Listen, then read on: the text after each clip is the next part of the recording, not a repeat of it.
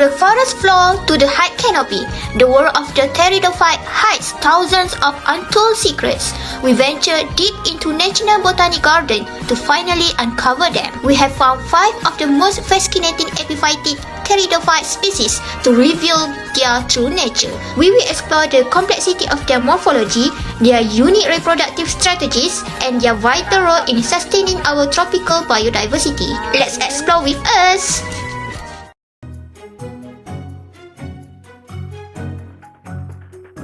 Microsorum scolopendria, commonly known as pakuwani. It is a pteridophyte, a non-flowering and spore-bearing plant, distinguished by its specialized traits. In terms of its structure, it has broad leaf and thick, and also a creeping stems. Its young leaf grow in a feather-head shape, which protect them as they develop. For its reproductive cycle, it has circular spore patched under its leaf. Uniquely, it lacks a protective cover, which makes it stand out from other ferns. For its habitat, it loves shaded tropical areas. It also plays an important role by acting as a tiny home for insects and other small organisms. That is the unique world of the Microsorum scolopendria. Now, let's move on to the next pteridophyte. Next, I will present Selaginella species commonly known as white moss. It is a seedless vascular plant belonging to the kingdom Plantae and the division Pteridophyta. In terms of morphology, Selaginella is a small evergreen plant with creeping stems and tiny leaf called microphylla. Unlike true ferns, its young leaf do not develop into curved field heads. For reproduction, Selaginella reproduce by spores.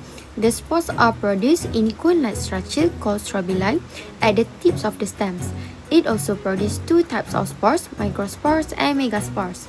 This plant grows in moist and shady environment, especially in tropical rainforests. It helps reduce soil erosion, maintain soil moisture, provides shelter for small organisms, and contributes to biodiversity and the forest ecosystem. Thank you.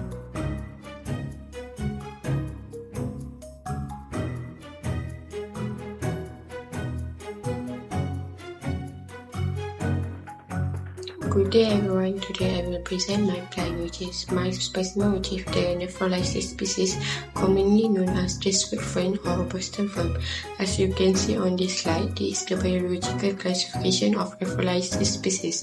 It belongs to the group Pteridophytes which are seedless vascular. This fern has long green compound frond with many small leaflets. The young fronds are tightly coiled and are called fiddle heads or crozier. The reproductive structure called story are found on the underside of mature fronds and produce spore for reproduction. Lastly, Nephrolysis grows in moist and shady habitats such as forests and riverbanks. It helps prevent soil erosion, provide shelter for small animals, and contribute to nutrition cycling through the decomposition of old fronds. Thank you, that's all from me. Hi, my name is Emelda, so I will continue to talk about Asplenium nidus, commonly known as bird nest fern. So, this is the biological classification of this plant. Now, let's look at the unique characteristic of these plants. First, the leaves are very simple, shiny green and grow in a neat circle like a bird nest. Second, the middle stem has a unique shape where it is a square on top but flat at the bottom. And lastly, the root stem stands straight and is covered in dark brown scales. Next, for the reproductive structure, let's look at the sori. First, the sori are located closely together on the other side of the leaf. And second, there are long, linear lines that grow outward from the middle stem. And lastly, they are arranged in neat rows but only cover less than half of the leaf width. As for its habitat, it grows as an epiphyte on tree trunks or direct on rocks, and it is found in complex mesophyll rainforests and lowly dry vine forests. And finally, it is restricted to tropical lowlands like Northeast Queensland and Christmas Island.